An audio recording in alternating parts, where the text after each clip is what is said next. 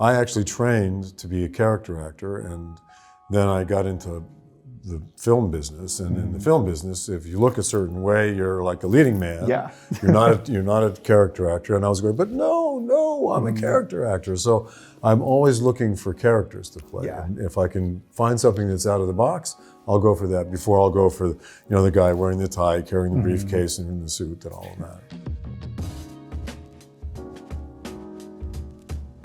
Welcome to Salon Talks. I'm Coleman Spilde. I'm here today with author, sauce mogul, and Hollywood icon Harry Hamlin. You know Harry from his roles in Clash of the Titans, LA Law, Veronica Mars, Mad Men, 80 for Brady, the list goes on and on. But Harry is reprising his role in season 2 of AMC's Mayfair Witches, and he's also gearing up for the second season of his other AMC show, In the Kitchen with Harry Hamlin, later this spring. Harry, thank you so much for being here to chat with me today. My pleasure, Coleman. Great to see you. It's lovely to have you. Well, I just listed a bunch of credits up off the top there. I'm curious about what that feels like for someone like you, to hear it all in a line like that. And that's not even skimming the surface of your extensive sort of resume here. Is that a free pass to feel a little bit of like pride and hubris, or does that sort of just feel like it's coming along with the work? Well, the word that comes to mind is gratitude. I mean, this is now just under 50 years I've been doing this, and I've raised a family and sent my kids to school. Thank God they're doing a lot better than I've ever done right now, which is great. But yeah, I mean, I hear that, and there's a lot of other stuff in between. But yeah, it's very, very fortunate to have been working this long. Yeah, definitely. Well, because you've had such a long and extensive career, I think we should just dive right into it and to cover as much as we possibly can. Yeah. So let's start with Mayfair Witches. This is the second show in AMC's expanding immortal universe. We started with the first one, Interview with the Vampire, and now we've got Mayfair Witches. Right. You play Cortland Mayfair, who is sort of the patriarch, one of the most fun characters on the show. Tell us a little bit more about him for those who might not already know. Well, you're right to say that he's the patriarch of a family of witches. People often ask me, "Are you a warlock? Do you have powers? What's your deal?" Well, actually, I'm a mortal. I don't have powers the way the witches do, but I do have some job security with AMC because they've made me immortal on the show, so I can't be killed. So if I can't be killed, then I can't be killed off, right? Exactly. So yeah, very happy about that. But yeah, I mean, Cortland Mayfair, I think the way I envisioned and developed the character was a little bit different from how they had originally envisioned it. We actually had to go back and reshoot my entrance in the first season because they wanted something a little hotter and more interesting. And I decided to have fun with this character and make him kind of a bon vivant.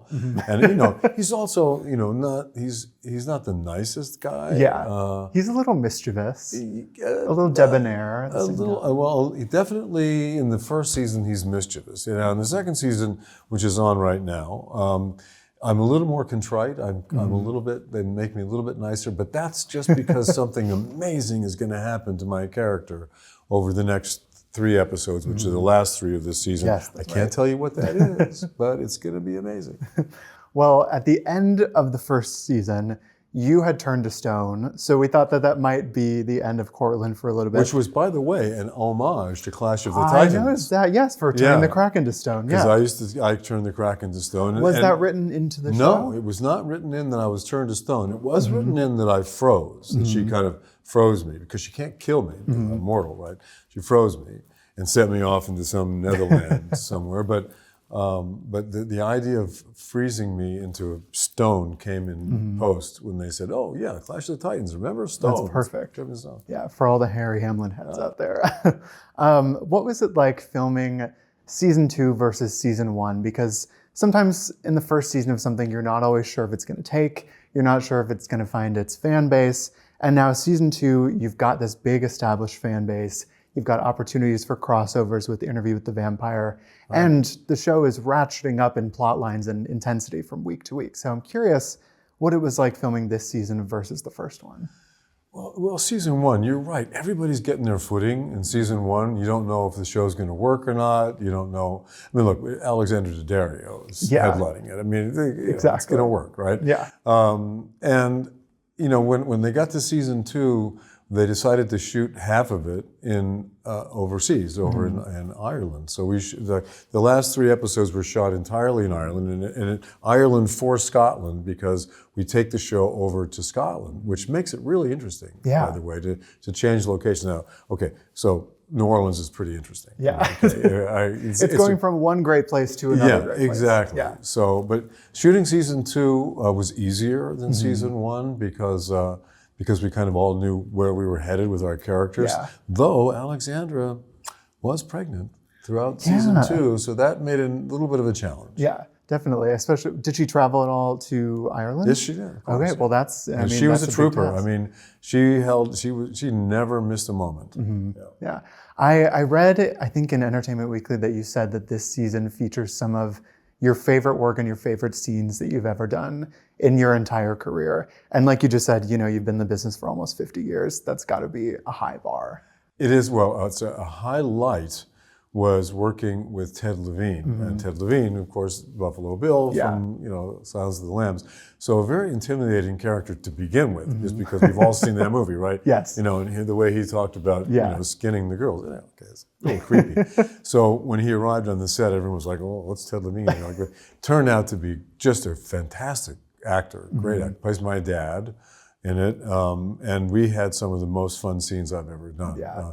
And I got to the set, and he's such a good actor, and he was able to somehow enter my consciousness with the scenes that he did, and I had no idea how I was going to shoot. There's one scene where I actually feed him part of myself. Yes. And I had no idea how that was going to go when we arrived on the set, but he was so forceful. I actually felt like my father was dressing me down and telling me I was no good. I wanted to ask you a little bit about that, because that scene, or those sequences really are really so interesting and very creepy and terrifying, because you're sort of reduced to this sniveling child character a little bit. And it felt different from the types of characters that we usually see you play, which are so headstrong and confident. So it felt like it was a different mode for you. Well, it was. And like I said, I had no idea that scene would have that effect on me. I mean, I thought I was going to go in there and be, a strong opponent to him, the father-son thing. And the way he did it just reduced me, like you said. I mean, I was a blithering idiot, So, yeah. Your career has had so much variety. Is that something that you look for when you're taking on new roles or looking for new roles, is the chance to try something new like that?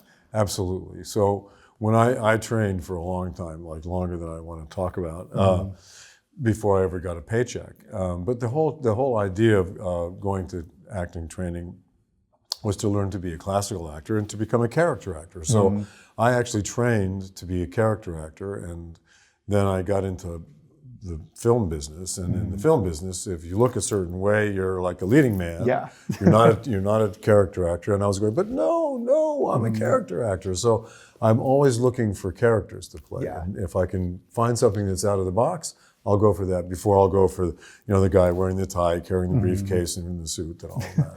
You mentioned the difference between being a leading man and a character actor. And I know that you've talked a little bit about that because you've taken so many risks in your career. And the film Making Love was one of those huge risks that you took, playing gay in 1981, pre-AIDS crisis. And you also said it damaged your sort of leading man status for a while, right? Well, it didn't damage my status as a leading man, but what it did do is before that, I was on the list for all the feature films that were being made by the studios. Yeah. So, and Warner Brothers had been my sort of main studio up to that time, and every movie they were doing I was up for. But after I did Making Love, I didn't go up for one more studio feature until like 3 years ago, 80 for Brady came up, and that was my first studio feature in 40 years after playing a gay guy. That is wild. Which, at the time, we knew that it was maybe somewhat risky. We had no idea how risky it was at the time. But look, not a week goes by when someone doesn't come up to me in a market or a store and say, hey man, thank you so much for doing that movie. You helped me. I took my dad to it.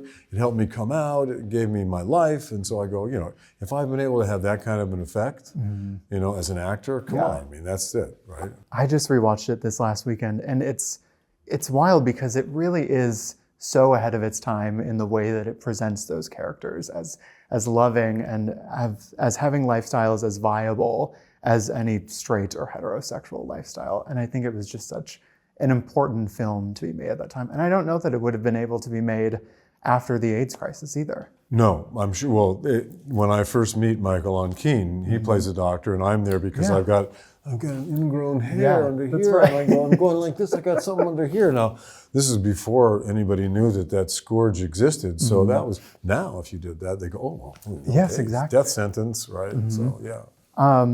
A little bit about Clash of the Titans too. So many people know you for that role. That was your breakthrough role, and it was really this sort of archetypical hero role. But I think you've also sort of taken on these other villainous roles like Aaron Eccles and Veronica Mars, which is where I first became familiar with you when you terrified me as a teenager, and now Cortland Mayfair. What is it about playing a villain that's an intriguing opportunity for an actor like you? Well, you know, with Veronica Mars, I came on as a movie star and the father of one of the main characters on the show.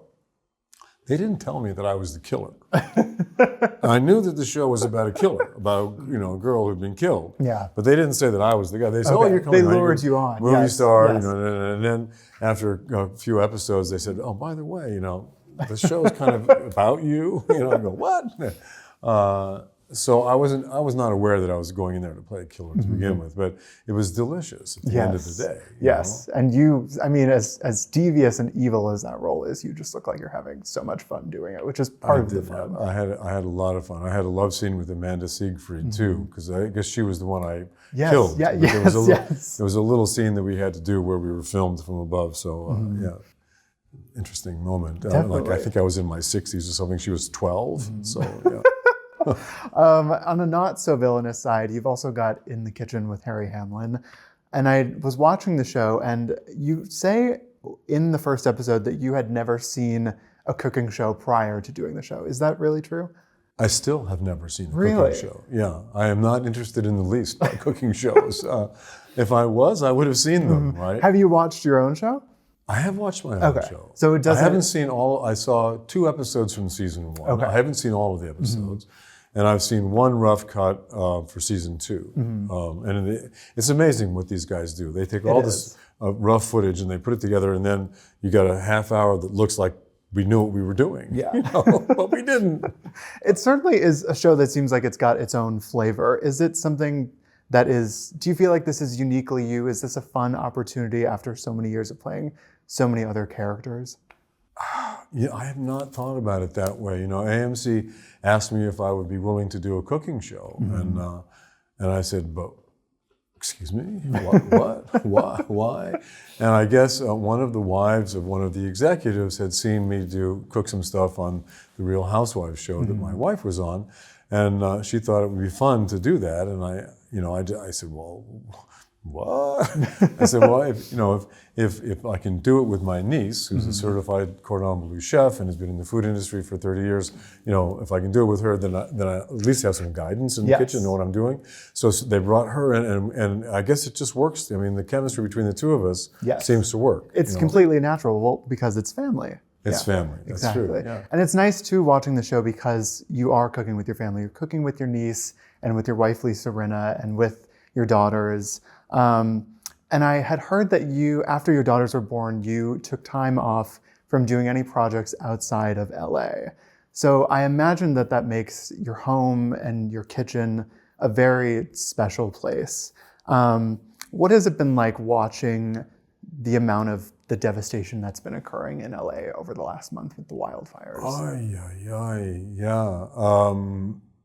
Yeah. My son's house burned down. And he's been dealing with that. It's been pretty traumatic.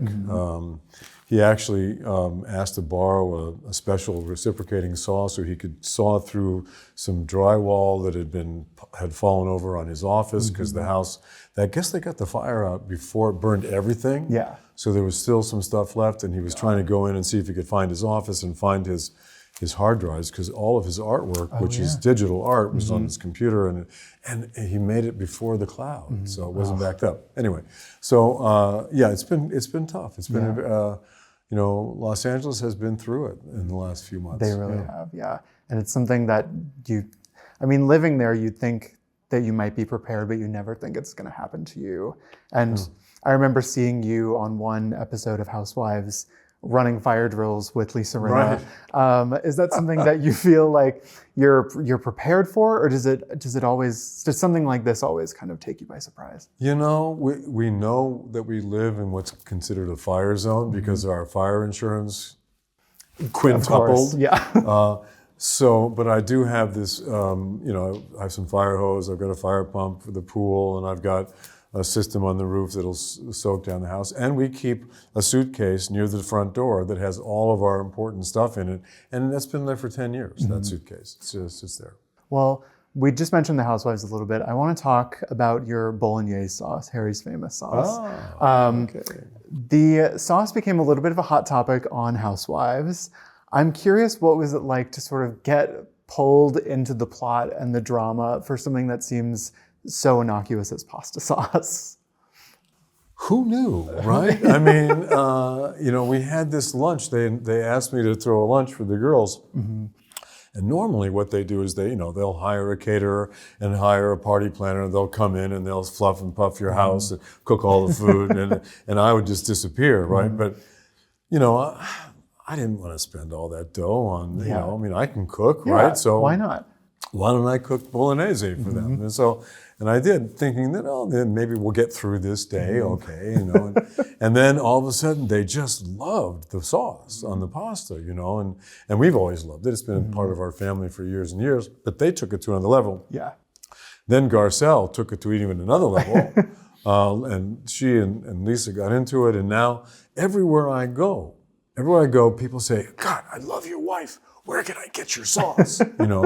So I always say, well, I love my wife too, and you can get my sauce on Amazon, and you can get my sauce at harrysfamous.com. But soon we're hoping to have it on store shelves as well. That's exciting. Yeah. I know that you've got one flavor already, but you might be gearing up to release a second one. Can we talk anything about that? We have sauce number 2, which is vodka sauce, and it's called Spicy Tarragon Vodka because and I got to tell you, the first sauce is magnificent. I love it. I created it.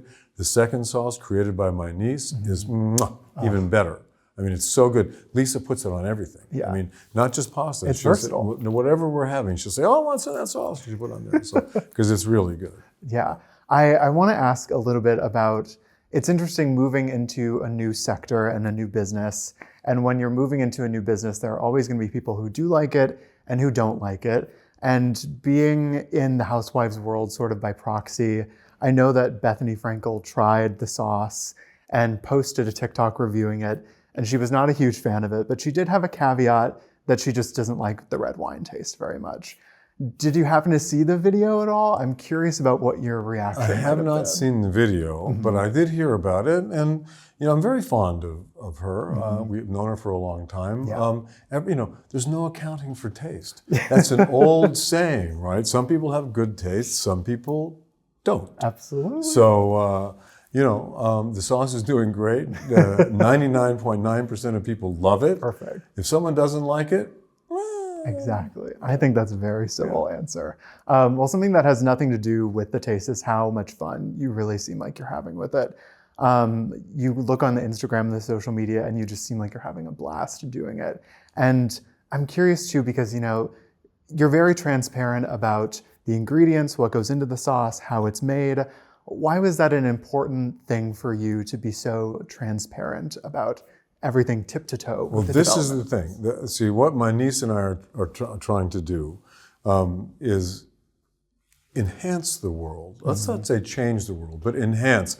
I'm a huge proponent of fusion energy. I'm not sure you know what that is, but got some idea. Yeah. So I started a company in 1998, which is now the biggest publicly funded fusion energy company, and I think that fusion is going to enhance human existence because it's a way to make electricity that is completely clean. It'll be cheap. It'll be abundant. It'll be affordable and around for hundreds of thousands of years. No more burning of fossil fuels, right? Perfect. So what my niece and I wanted to do was take that paradigm and move it into the whole food world. And we look around and we see how many people have diabetes today, how many people are obese today, how much illnesses that are caused by affluence are out there. And we said, well, the root problem of that is what people are eating, and they're eating processed foods that are making billions of dollars for huge food companies. Why don't we put out food that is absolutely clean? You can make it at home if you want. We'll give you the recipe. We'll tell you how to cook it. You can go to the market. You can buy the stuff to make the vodka sauce. You can buy the stuff to make the red wine sauce, and you can spend an hour making it at on your stove, or you can go to the market and buy it, or on Amazon and get it too. So the whole idea is if we can get a foothold in this business, if we can get our products out there, we can do our part to clean up the food industry. Absolutely. Well, it's a well-rounded product for a well-rounded career. And so I think that it's the perfect fit. Oh, good. Yeah, me too. Well, you can watch Mayfair Witches on Sundays on AMC, and you can look out for the second season of In the Kitchen with Harry Hamlin coming later this spring. Harry, thank you so much for joining me today. My pleasure. Absolutely. Great to see you. Thank you. Thank you for watching Salon Talks. If you had a good time, why not subscribe right over here so you can get more conversations with your favorite artists, actors, directors, writers, comedians, musicians, politicians, everybody you love, and I love too. And while you're here, why not watch another video right now?